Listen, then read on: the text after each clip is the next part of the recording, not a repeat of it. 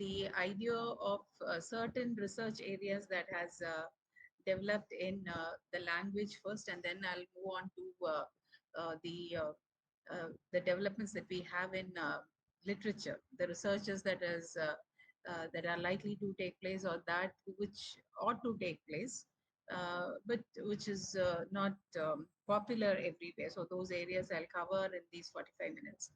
Uh, and before entering this whole session, I would like to mention few points. That is, we need to have a clarity on why we do research. Of late, we find lots of people registering for their PhD. They want to do their PhD. And the desire to do a research is fine. But then when it comes to, thinking of the potential, like, do we have the caliber? Do we really want to do it? Or why do we want to do it?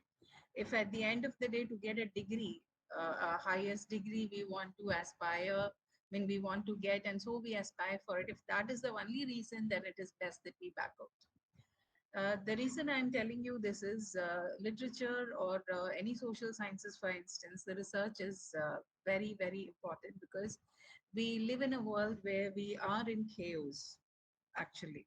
So when we find ourselves in a chaotic state, and when we find ourselves surrounded with lots of problems, we are looking for solutions. And researchers help us to find or get closer to those solutions at least. So when, or if your intention is just to reach that, then please opt for research. Uh, we might come across teachers who are extraordinary teachers. They'll be very good. They'll be able to teach whatever is there in the text. They'll be able to provide ample, samples and examples, and then through that they can make a classroom a wonderful atmosphere, a learning atmosphere they can create. But then when it comes to research, they won't be able to do it. Similarly, there are researchers who will be excellent, but then as teachers, they'll be failing. Now, we have these categories also, and some will be able to amalgamate on both the sides. They'll be able to blend well in both. But expecting everybody to do everything has become a trend now, which we have to think again and then decide.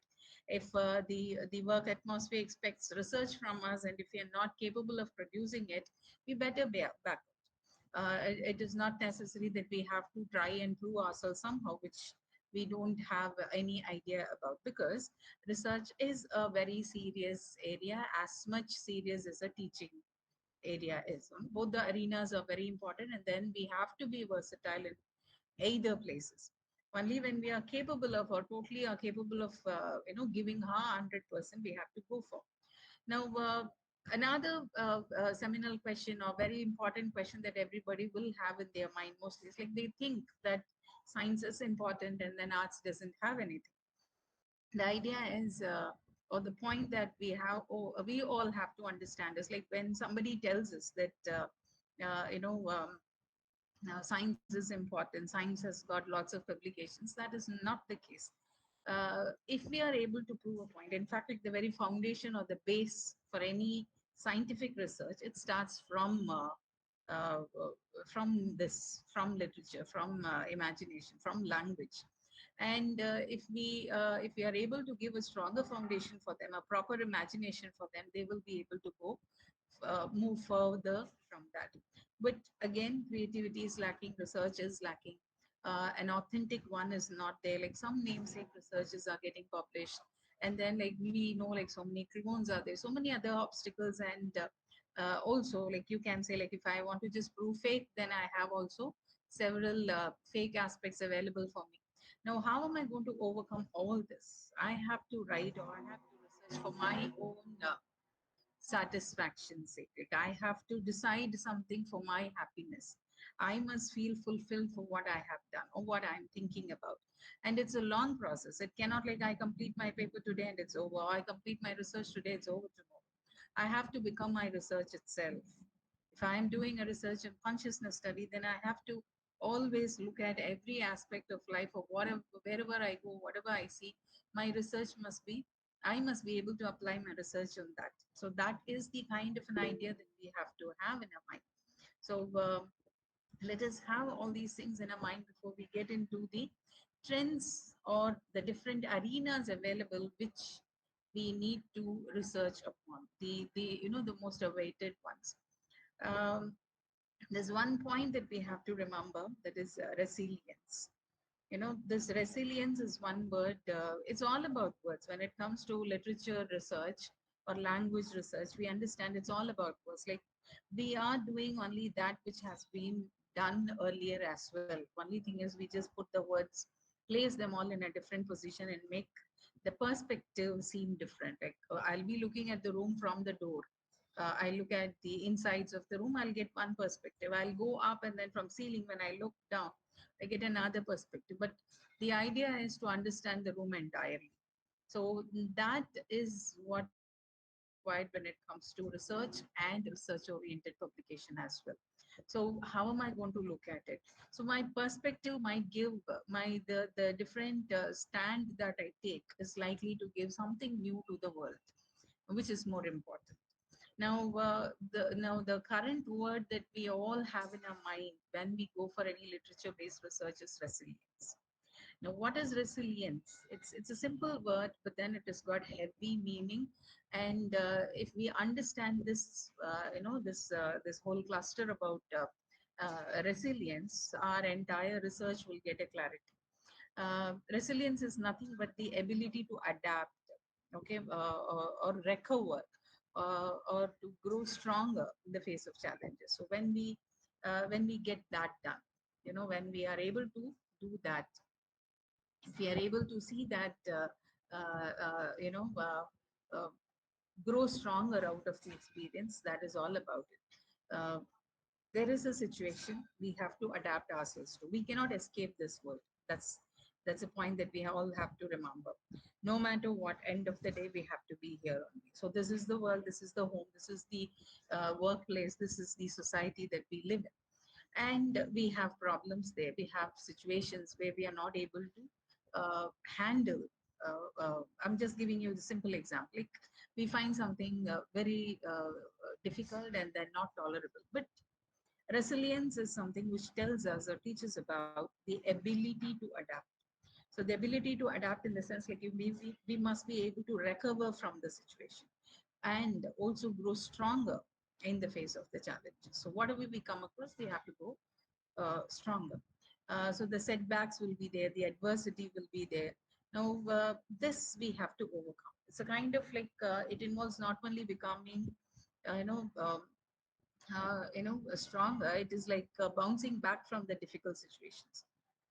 And it is also about learning and evolving from them. So any situation, whether it is like sometimes back, we all suffered, maybe the whole world is going to come to an end, is what we were told when it was COVID. But we are back now. We don't even find the intensity of the pain that we went through during that time. Now, when we say it, like, it was just another phase, so we have moved out. Now, similarly, there are many situations in life, and there are many situations in the society where we find that something is lacking, something is terrible, we are not able to overcome that.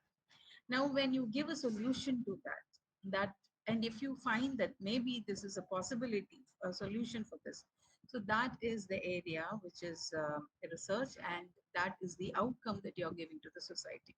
So basically, it is about teaching resilience to the people who live in our world. When it comes to research, especially in literature, this is what we do. And every problem, every situation, everything is created only by people for people. Okay, so it is created by us and someone suffers. So either there'll be one who'll be victimized or another will be the one who'll be inflicting all the pain.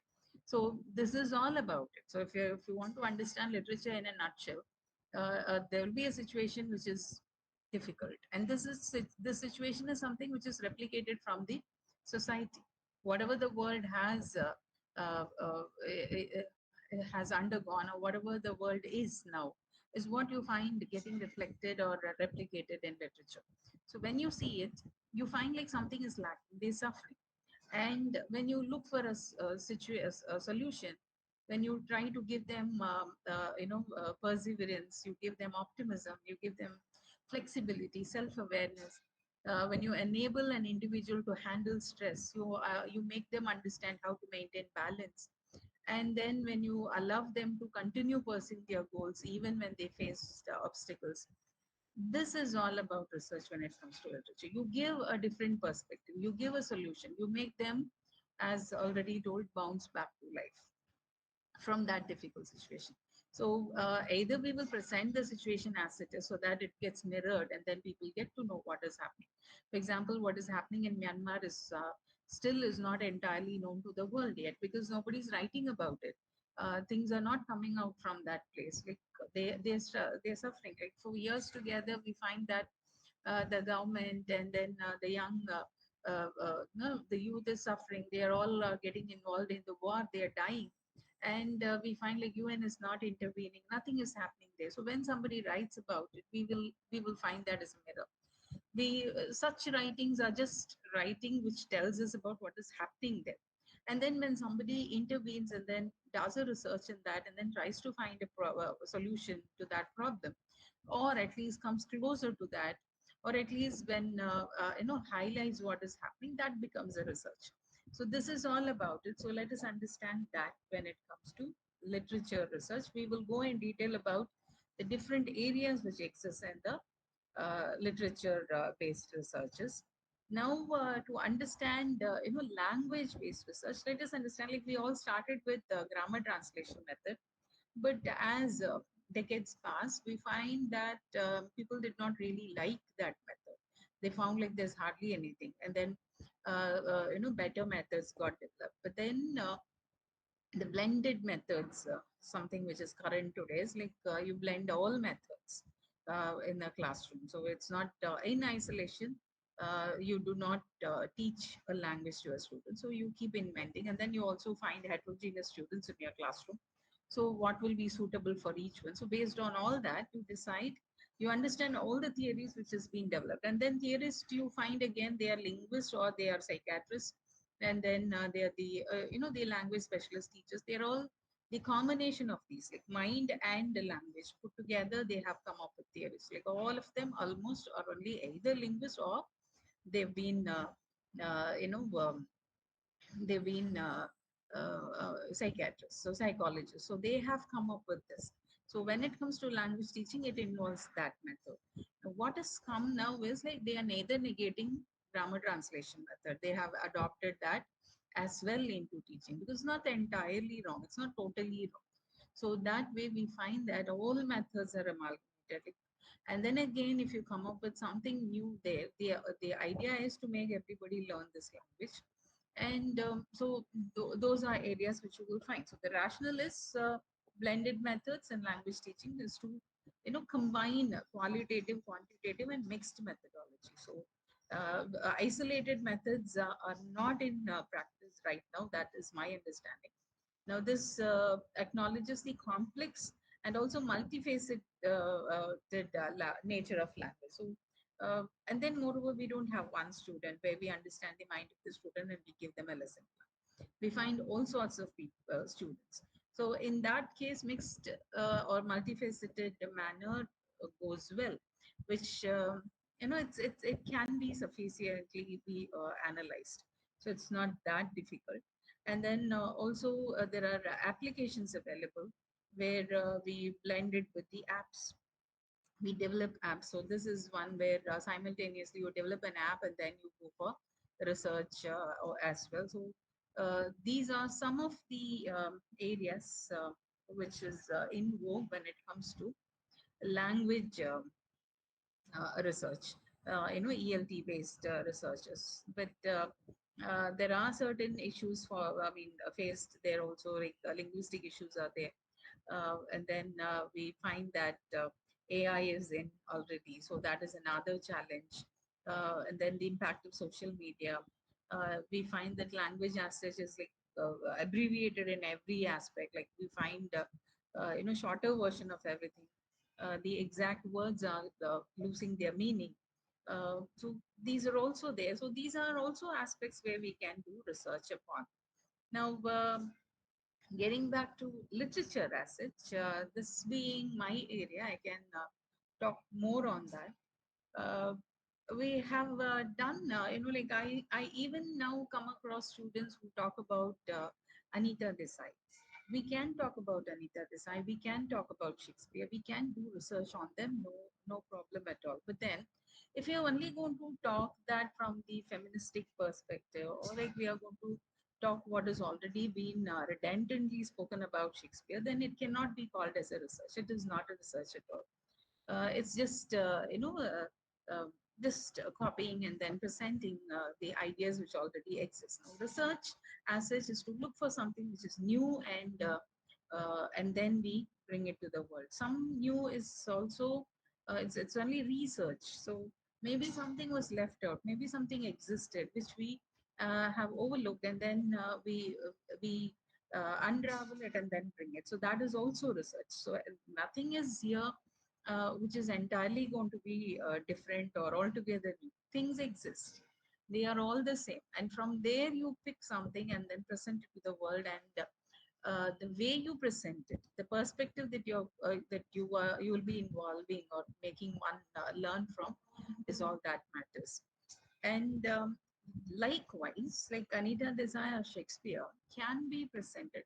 For example, when it comes to children's literature, we can look for the characters which are presented in Shakespeare, okay, and then give the children a different perspective about the whole. I often ask in my classroom, who is the villain in Merchant of Venice?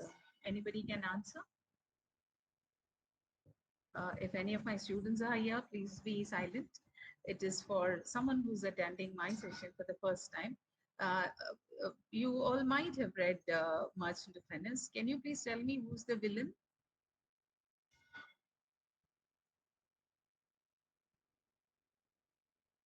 Uh, if any of you have forgotten.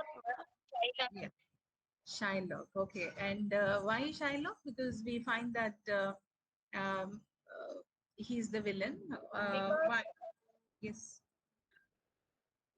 Because he is only asking for the flesh, Yes. so that he is the villain. All right. Okay. Now that was too direct, but then there And are he used the place. yeah. Mm. All right. Okay, ma'am. Thank you, ma'am. Now that was an expected answer from you. Actually, I wanted only this answer so that I can give you my answer. Most of the classes you ask for, the answer that they give is like he's not the hero. He doesn't have the lady protagonist with him, and at the end he's the one who wins the whole court issue. So Antonio Bessanio, they are the heroes and not and Shylock is villain. Shylock is villain because he was against the protagonist. But if you will look at it deeply, there's a passage on mercy where Portia at the court will be asking him in particular, Shylock, why don't you just show them mercy? Like, of course, what is written in the deed is that if they do not make the payment on time, then you can take a flesh from their body, from whichever part you please. You can take it. It is indeed is written there. So you don't want them to forfeit it. You want them to go by it, fine. But if uh, uh, only you can show mercy, just forgive them and let them go. Do not let, because it is going to be fatal. He's going to die anyway. So, but what Shylock says here is very important. He says, I'm being punished for something which I have not done. For the past 2000 years, I've been punished. And there's, Antonio and Bassanio, when he walks by, when he crosses the road in front of them, they'll be spitting on his gabardine.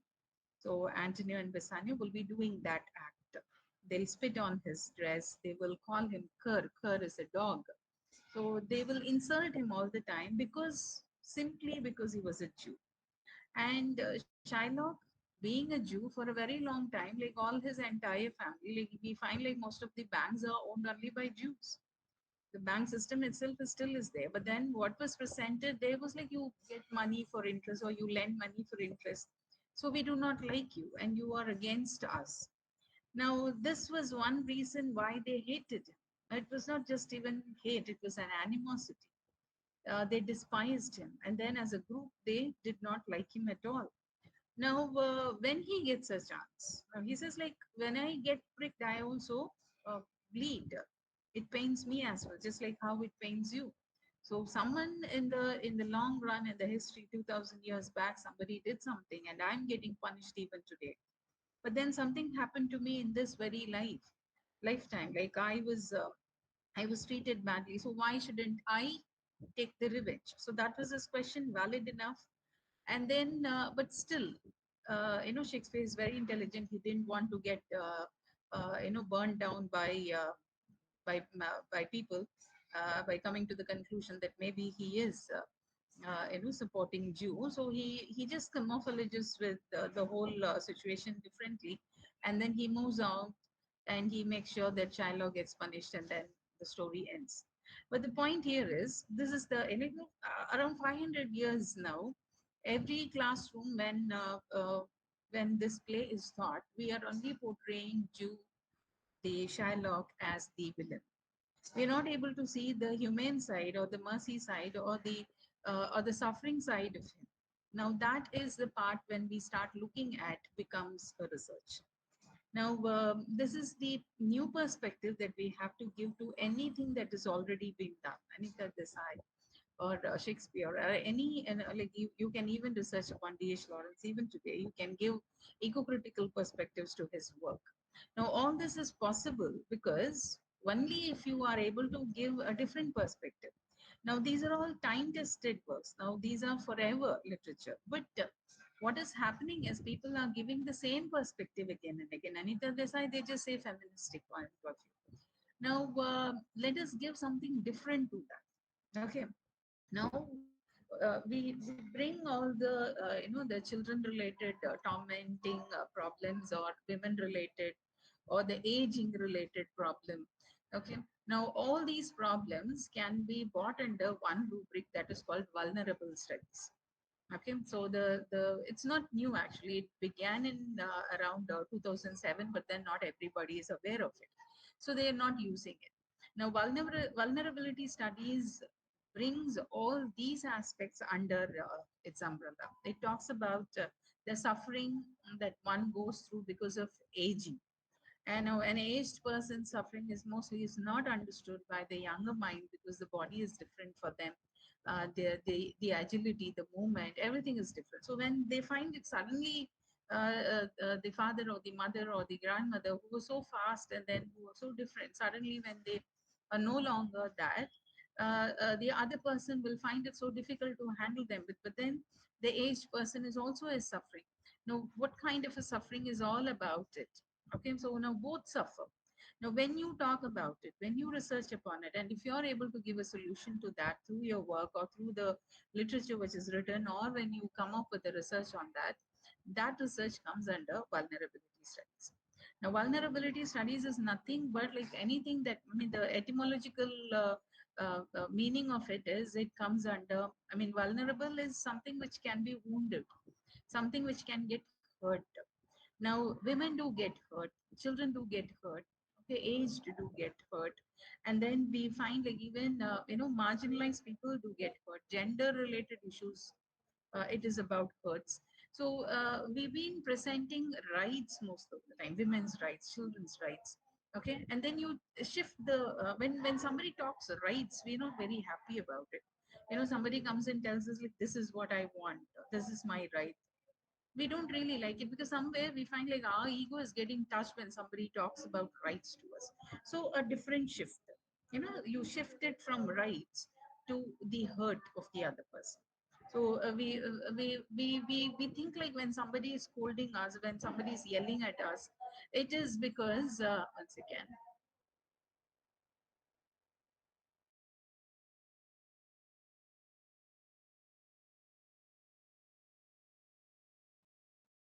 when somebody is doing it, the purpose, when somebody's crying or when somebody's angry, the hurt is the reason is something which is not understandable most of the time. We find they're just yelling, they're screaming.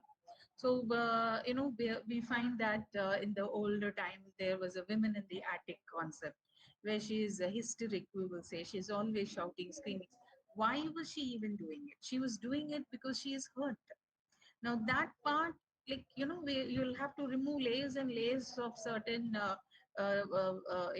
assumptions, and then you come to the point that she is hurt. Now, instead, if you put that all under, if your feministic writing or feminism message or women's rights message, if you put that under vulnerability studies, you're able to see how it is different. We find that we directly are only talking about the hurts. So when somebody cries, one is crying because one is hurt.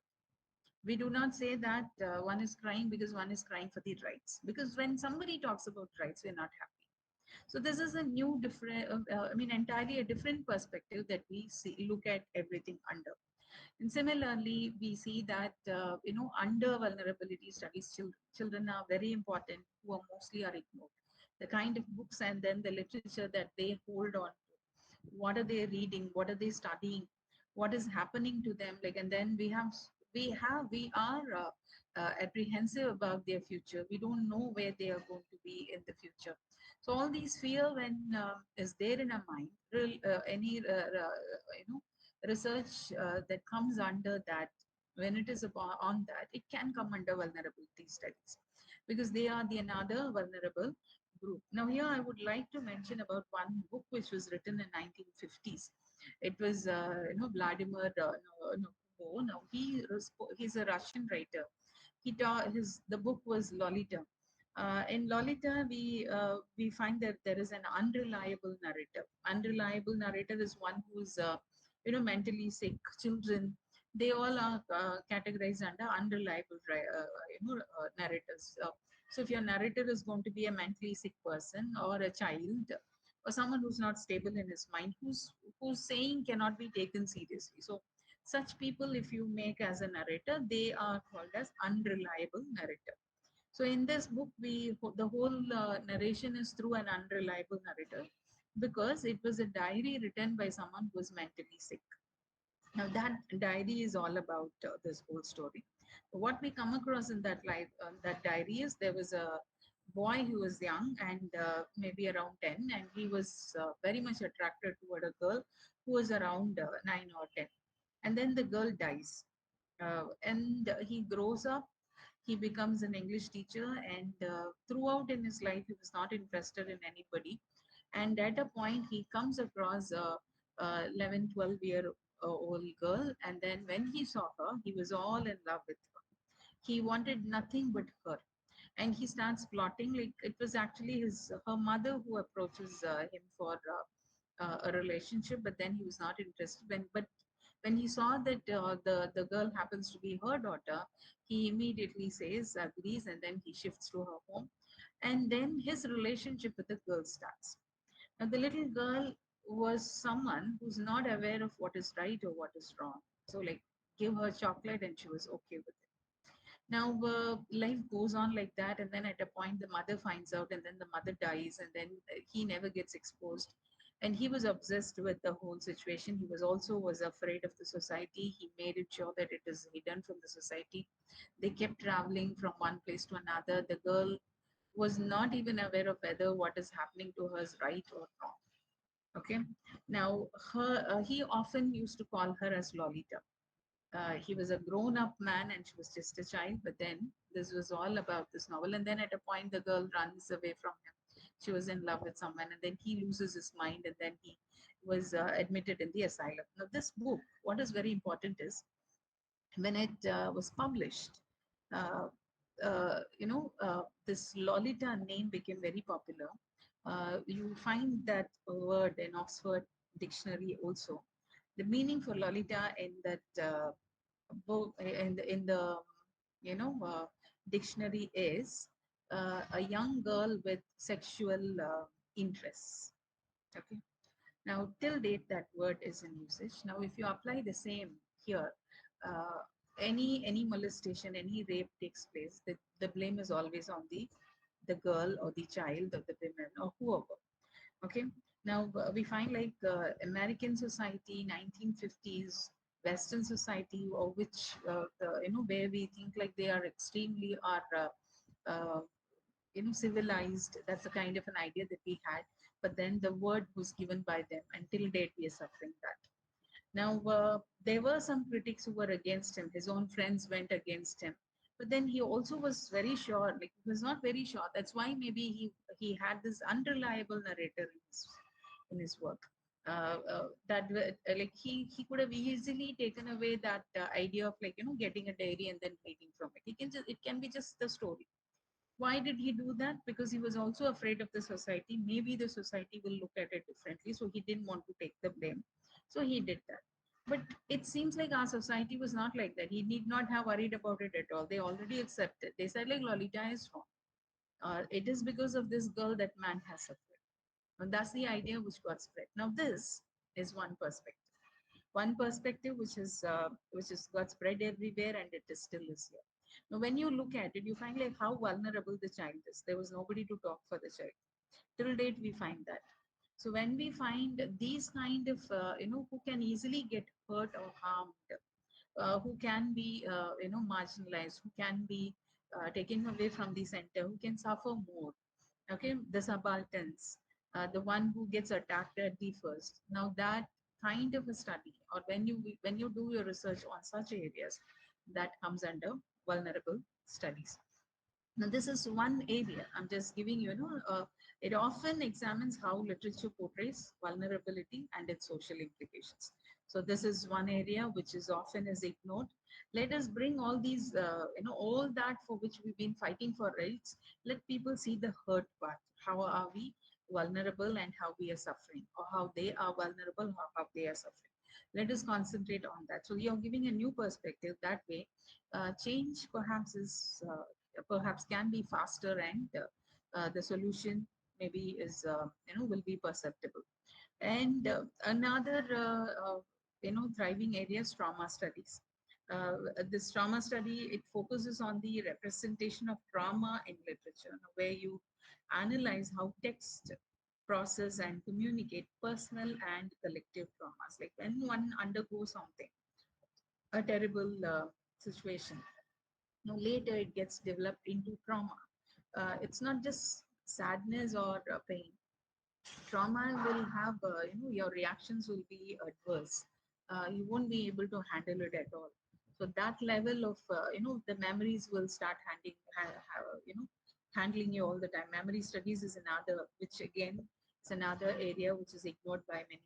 uh, Things haunt us, things remain with us, things starts hurting us, and then we become somebody else based on what we have suffered.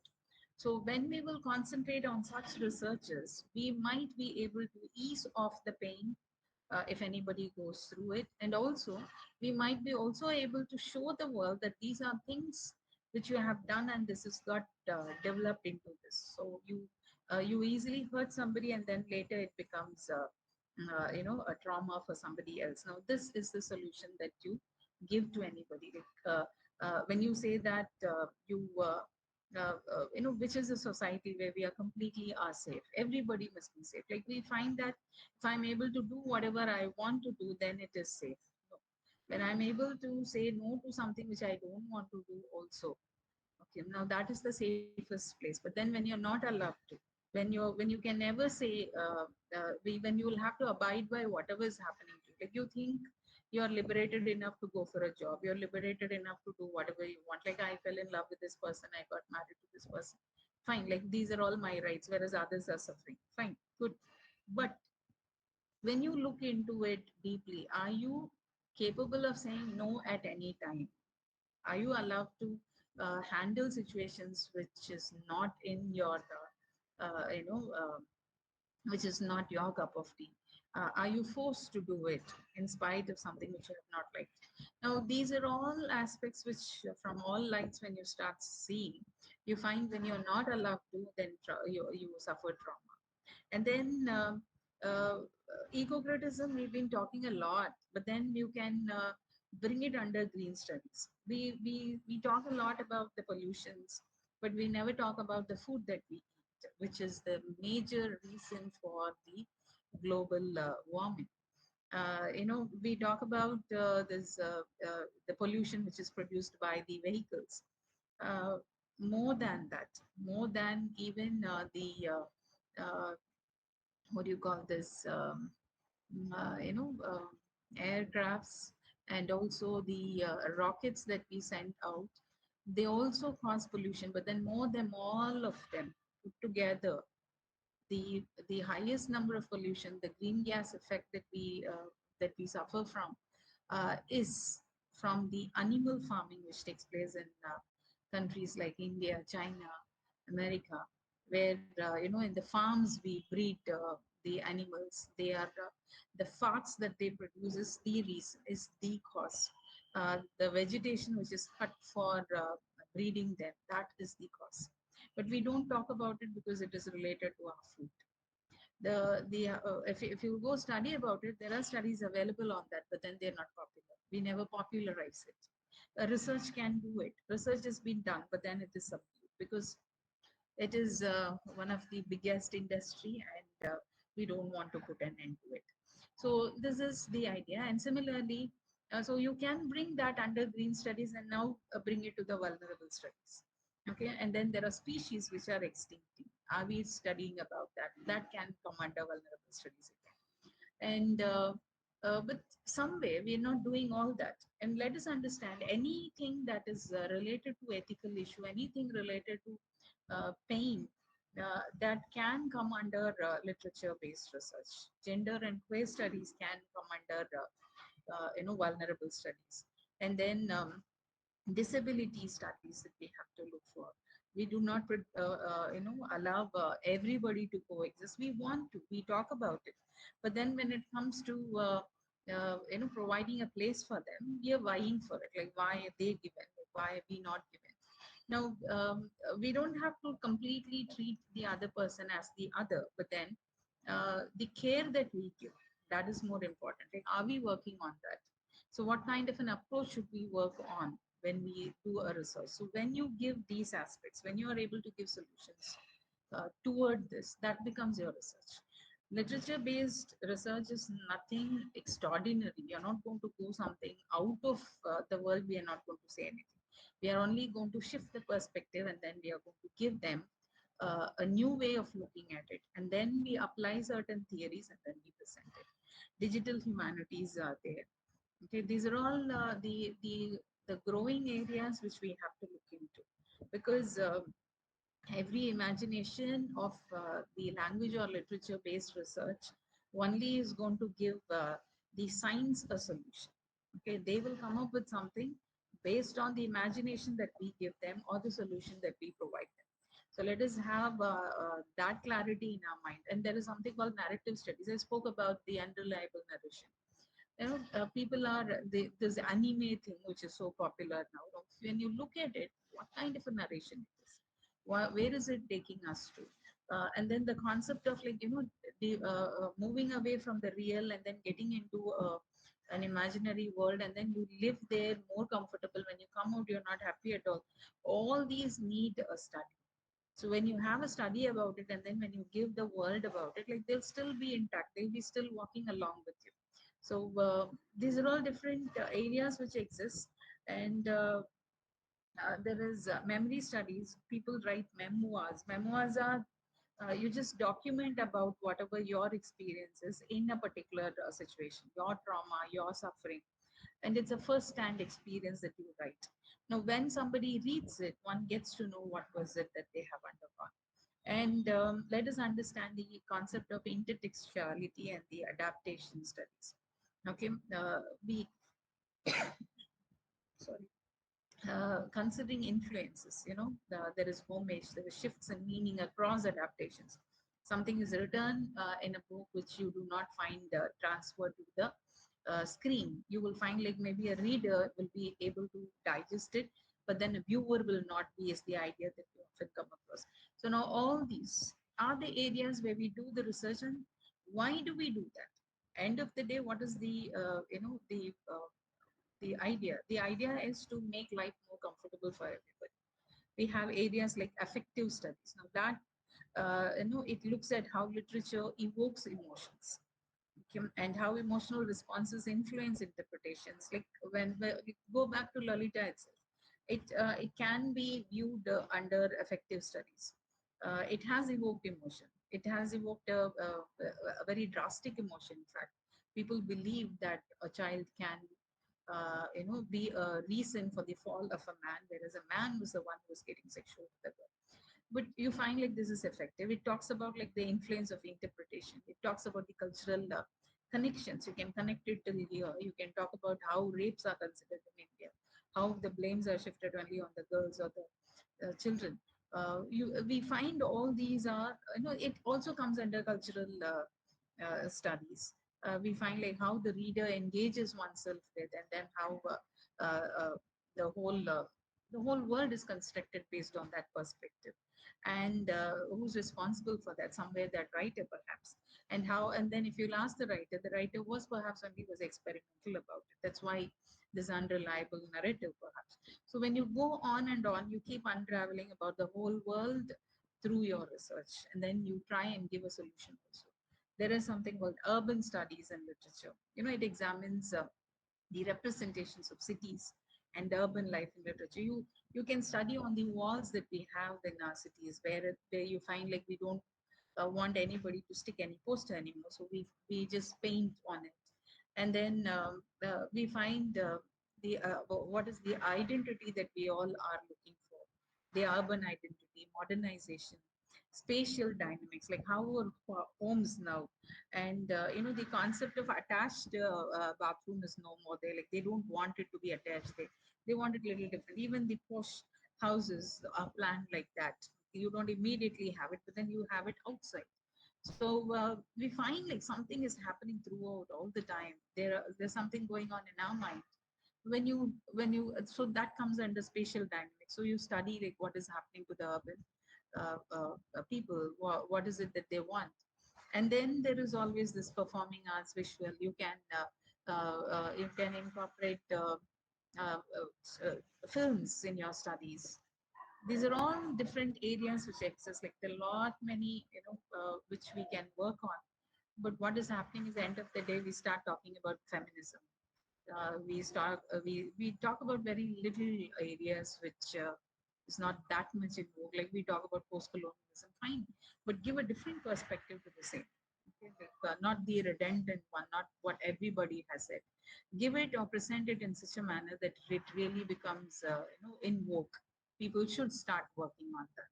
People should really implement on that. So that is the idea of research. That is the purpose of research. So if I'm doing a research, I must have in my mind that after my work is published or after my work is done, uh, at least an iota of change must take place in this world. At least people around me, when they listen to me, must be able to bring some changes in their life. So that is the purpose of research, and that is how research must go on.